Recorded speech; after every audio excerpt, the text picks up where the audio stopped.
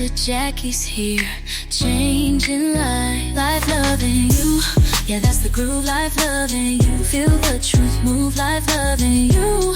It's all we do, come on through, it's just for you. Hey y'all, it's your girl Dr. Jacquie here, and you know what? I got a hot topic for you. Now this is something that's personally affected me. I've been married, it'll be 35 years in just a few months. The silent relationship killers. They seem silent, y'all, on the front end, but the ruckus that they create in your relationship is not just that quiet.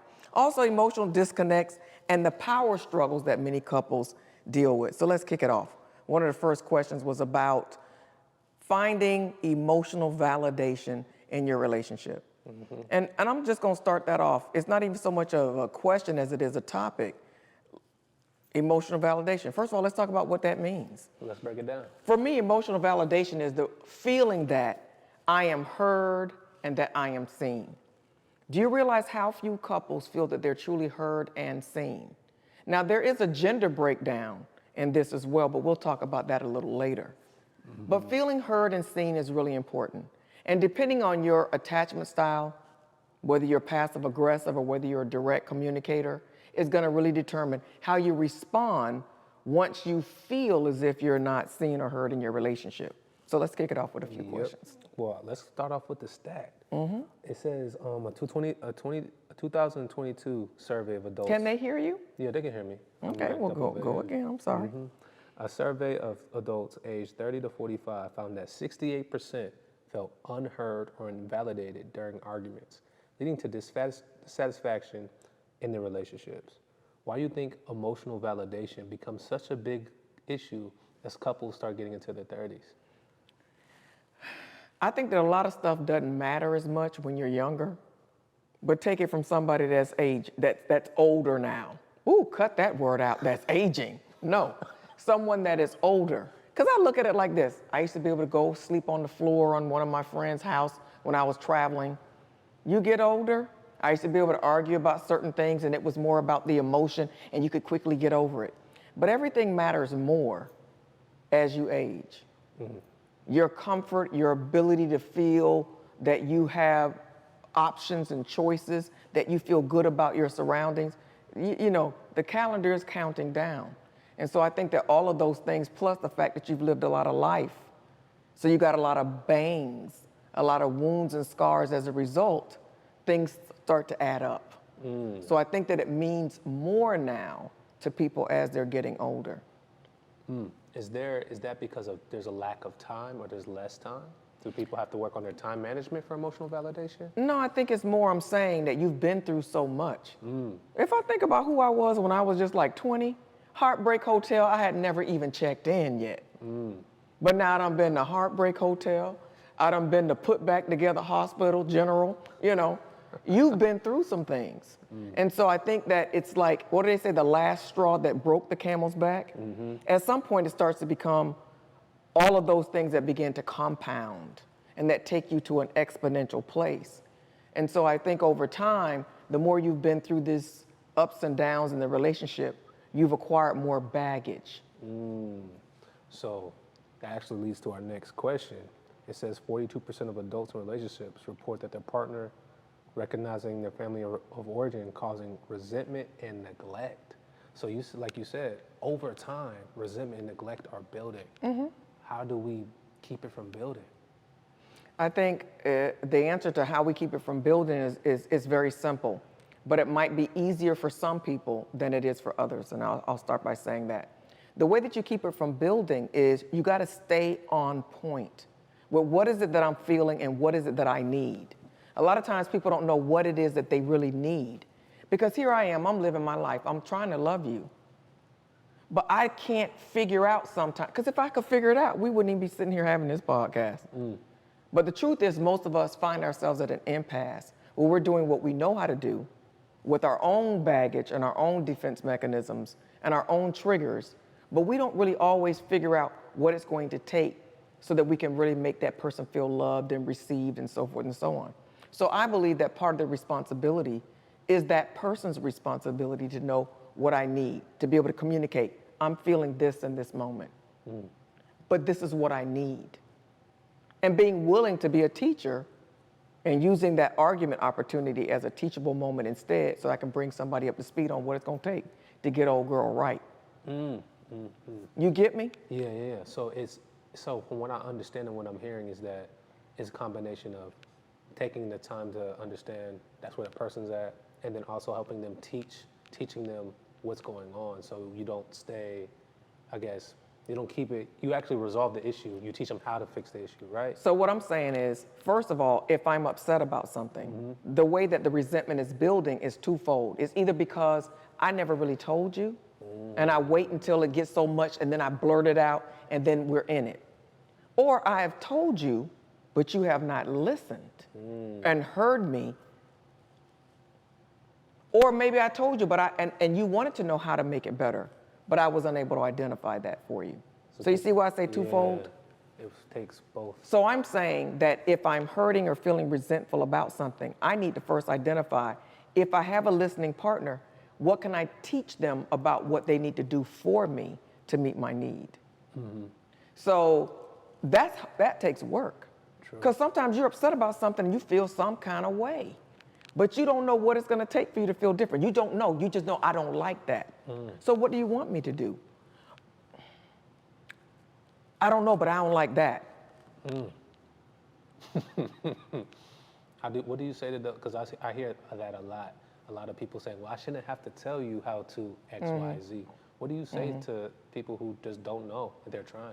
That's a woman response. And it's the romanticism in us that makes us feel like a man should love us so much that they care enough to understand us and figure it out. When the real truth is they don't have the equipment. So biologically, they're not made up. Their brain does not function in the way that ours does to even understand cause and effect. Now we can run down cause, you did this and you said that and the way you said, and that's why. But a man can't pick up on those sort of cues. So it's not gonna be unromantic. What's unromantic is you sitting up there sulking in your room by yourself when you could be out on a hot date with your man. That's unromantic. But me to help him to understand me, that's amazing. He's no longer like a deer in the headlights and then frustrated and afraid, not knowing what to do. So I think as we are able to bring that understanding, we waste less time fighting and arguing versus knowing what it is that we should do to make that person feel good and feel whole. How does one hit a reset button? Let's say you have, like a lot of people have a lot of like hidden hidden resentment, hidden neglect. How do you hit the reset button in the right way? Like you come and like, okay, I really want to talk about this, but how do I do it? How do I hit the reset button on whatever my trigger issue is? For me, the reset button, I'm just gonna speak on me. So there was a time when my husband and I had and this has happened over this cycle of 35 years, there's many times where you get to this, it's called a growth spurt, where you've gotten to the end of the level of that relationship. You've lived that level out, and now it's time to level up. So what happens when you get to the end of that level is there emerges some conflict, and it's usually localized in a certain area. It might be something about finance, it might be something about the kid, who knows? But you have to focus on that and then start to dig to figure out what is it that we need to do now to level up to get to the next level. And what that looks like is it means that there's things that you were doing on this current level that work. They stop working. And they're gonna be irresponsible for you to try to take to the next level. That's why you got the conflict. So what does it require? Change. So you got to change some things. You have to identify what they are, how are you going to change them, and then you're able to make that elevation to the next level, right? So for me, the reset looked like this. Me and my husband had gotten to that point. Usually in the past that had happened, we'd argue and then we'd figure it out. But this was protracted. We hadn't been able to figure it out, and the arguing and the resentment was starting to build, and it was starting to get bad. I was starting to say like, are we gonna make it? And then finally, one day, we were in an argument again, and I just said, like, you know, we talked and then there was like this lull, this quiet. And I just said to him, I became vulnerable and transparent. So somebody's got to break the cycle. And I said, I'm scared. And he said, I'm scared too. So then I said, let's not be scared. Let's agree that we're gonna commit to working it out. And it's like that broke the standoff, the stalemate. And then it was like we were able to just finish, okay, we need to do this. And it wasn't about winning, it wasn't about ego, it wasn't about trying to hide or conceal who we really were or what we felt like we needed. That was kind of hard to share because it really required for me to get naked. I had to like peel back some layers for me to be able to say that. And so once we said it, then we were able to reset. Why? Because now we both put ourselves on the same plane. I didn't have an advantage over him because I've already said I'm afraid. I've already made myself naked. He did the same thing. Then we were able to put it behind. To me, the reason why a lot of people are not able to move on is because they don't feel confident in their heart that whatever happened that caused the consternation, the resentment, the turmoil, and the aggravation is really going to end. They feel and are worried that it's going to continue forward. So when you're able to put that person's concerns, to bed, this is it. Now we're starting on a new page. But if they still reading off of the page that they were on yesterday, guess what? Yesterday's gonna show up. So a reset has to be that you put yourselves in a place of vulnerability so that you can disrobe and kind of peel back the layers to both get on the same par, right, with one another. Then number two, it requires an assurance that whatever was that caused all the problem is not going to be repeated going forward. That's like you cheating on me. And now you want me to give you all of myself, and I'm supposed to like serve you and not suck my teeth at the same time? But I don't feel certain that the cheating is really going to stop. It stopped now because you got caught and you done got on the phone together and you told that heifer off. Don't call me no more, me and my wife, whatever. But if I don't feel certain that you have changed something about yourself so that that's not going to continue to happen, I can't go forward. And I think that's a great segue because another thing that has been documented in breakup relationships is not just neglect and resentment, but it's kind of like compulsive behaviors, addiction, substance abuse.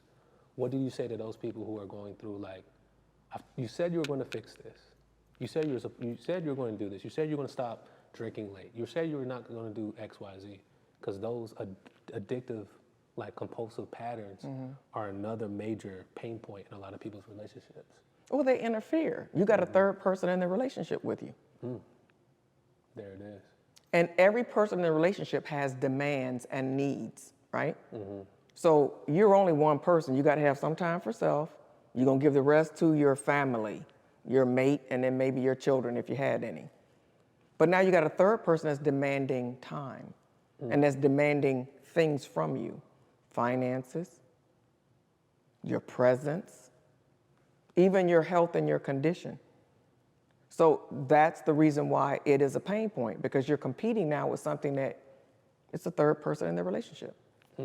I never see, that's good, because now you start like addictions, they're money, they're time, they're different things. What do you say to those people who have a partner who is addicted or is trying to overcome something, like trying to get through it? What do you say to those people for encouragement? I think you need to decide where you are in the relationship, whether it's a relationship that you're really in it to win it. Are you in it regardless and you're going to stand by them? Standing by them doesn't mean that you allow, though, or that you enable. Standing by them might mean, I'm going to leave your behind. This is going to be your ultimatum, or you get it together. You need to get in a treatment program, decide.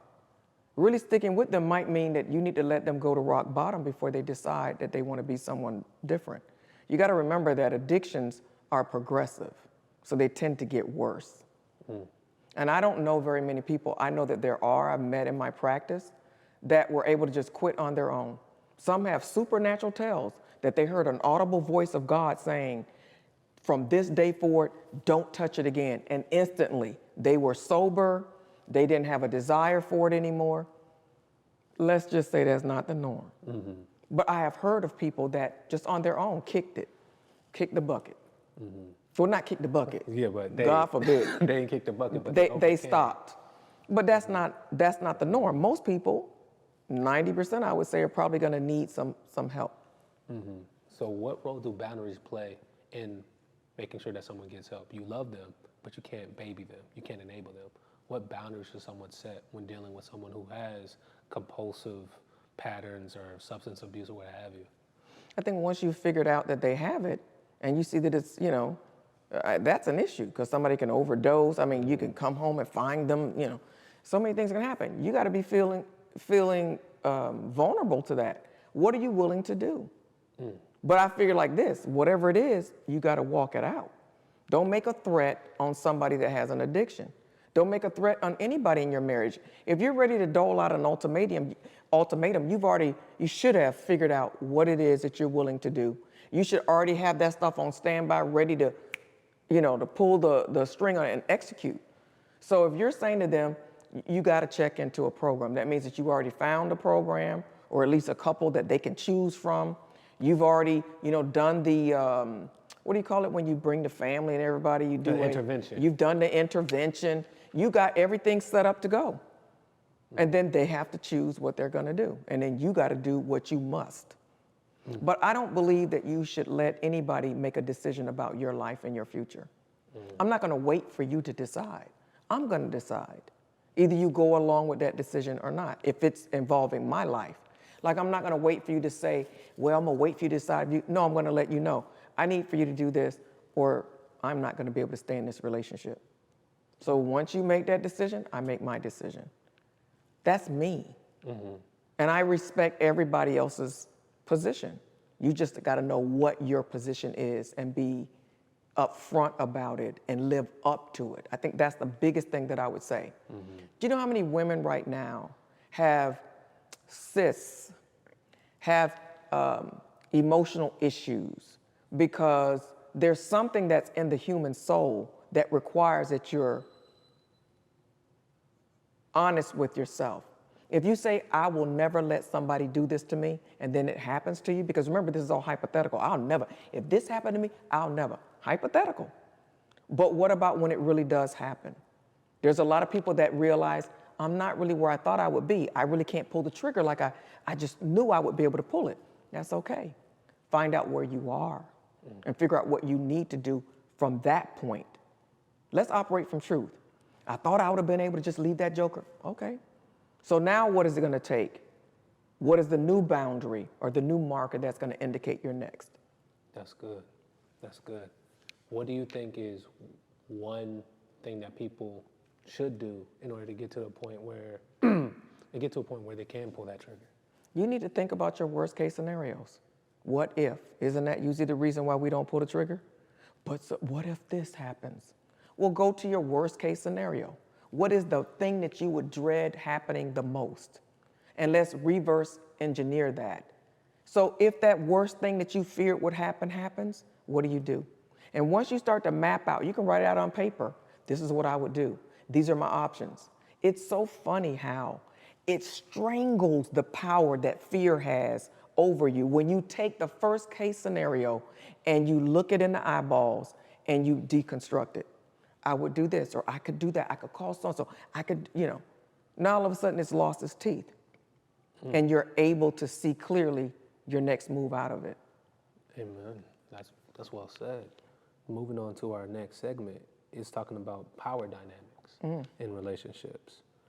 There was a stat, 65% of women reported unequal division of household labor leading to dissatisfaction in their relationships.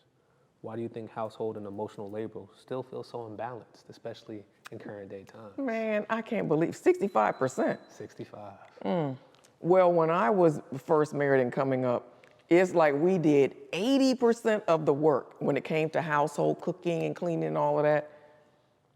So, maybe I'm not the best person to say anything on that subject. But listen, it made a heifer tough, though.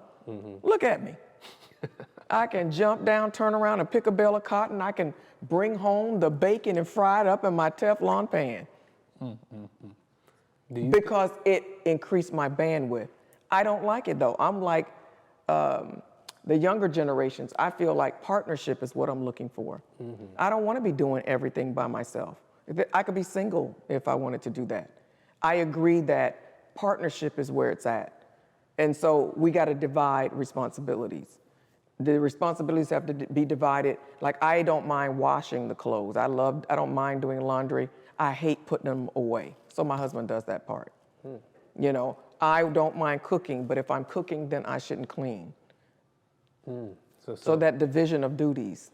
Is that how couples should just deal with this partnership? Because it's like one thing that your son told me is that sometimes he drop off the kids, and his wife picks them up.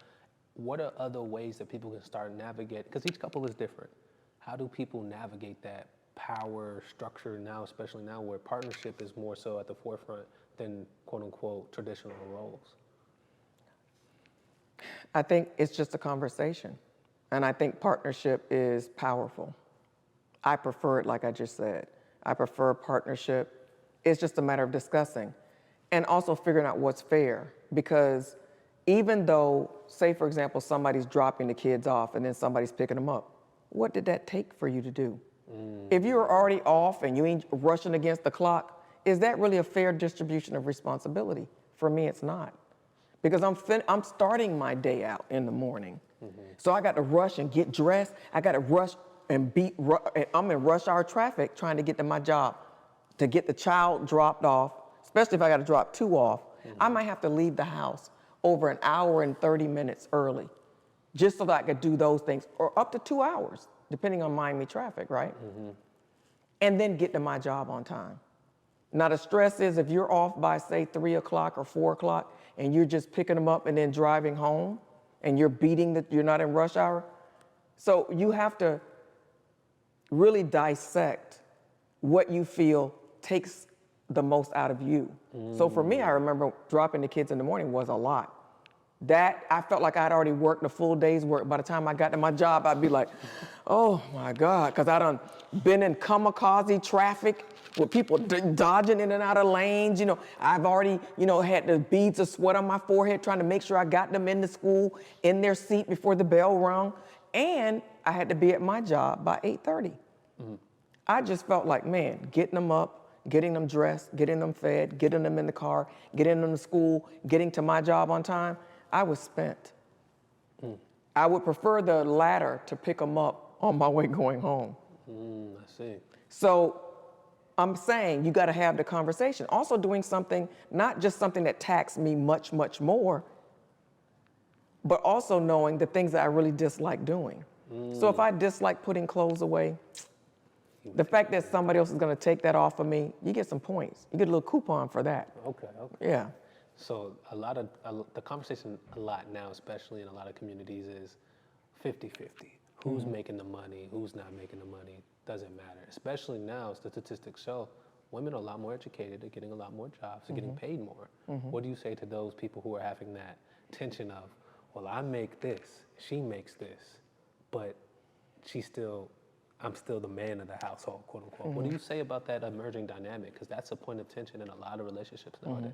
Well, what we know is that 70% of African American and Latino women are out earning their husbands. And it is based on the difference in education. And it's also based on some systemic issues as well, right? Yeah. So we can agree. But I think the issue of partnership should really make that a moot point. If you really understand what a partnership is. Over the span of a relationship, my husband out-earned me, I've out-earned him, he'll out-earn me. It changes. It's like a dynamic that's not, just stationary. It changes over time. And y'all both are CEOs too. But who cares? Because what's his is mine, and what's mine is his. It's a partnership. So why do I care? So under certain terms, if he's bringing home the bacon, I might be watching it. Or put it this way, if he laid the golden egg, I'm the one that's gonna sit on it and take care of it. If I lay the golden egg, he's gonna be the one. And so it changes with industries, So partnership is the defining term that I think that gives that all a different meaning. But is he still the head of the household? Absolutely. That means he gets certain respect and identification as the man of the household. I don't think that there should be co-leadership. Somebody's got to be the head. I'm the second in charge, but he's the first in charge. So that's what a traditional structure of leadership. That's also a godly structure, I feel, because the Bible's replete about the man being the head. I don't mind that. That does not deplete me. It doesn't reduce me in my position. It just means that if there is an issue, he breaks the tie. We go with that. But this is why y'all need to make sure that you marry somebody that your behind can follow. Because it takes a very specific type of person for me to submit to follow. You got to know what you are doing. You have to be wise and you have to be strong, because I'm wise and strong. But he's wiser and stronger. And I know that. And so that gives me a comfort. Hey, just when things were getting really good, we realized we'd been talking for a long time. So, to keep things fresh, we're splitting this into 2 parts. Stay tuned. Part 2 drops next week, Wednesday at 7 p.m. Hey, Dr. Jacquie here. I'm your how-to lady. How to do life, how to do love, and how to do you, boo. So click, like, and subscribe. Stay tuned for more to come.